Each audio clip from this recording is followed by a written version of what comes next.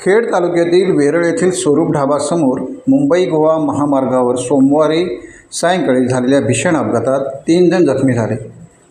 गोव्याहून मुंबईच्या दिशेने येणाऱ्या कंटेनरच्या चालकाचा ताबा सुटल्याने कंटेनरने Mahindra pickup, Tata Nexon, Maruti Swift आणि एका दुचाकीला धडक दिली. धडक दिल्यानंतर कंटेनर महामार्गावर उलटला. या अपघातात भारत सरकार असे लिहिलेल्या स्विफ्ट कारमधील 3 जण जखमी झाले.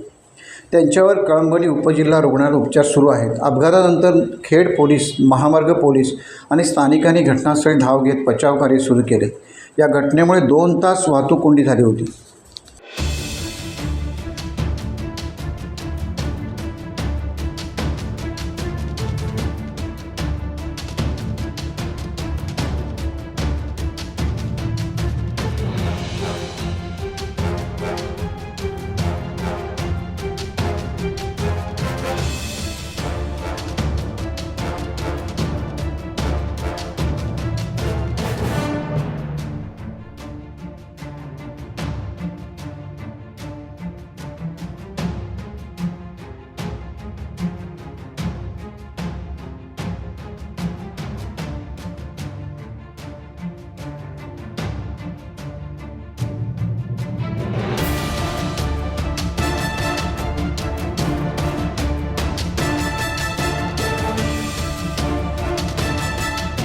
टाइम्स डिजिटलला लाईक करा, शेअर करा, सबस्क्राईब करा आणि बेल आयकॉन दाबायला विसरू नका.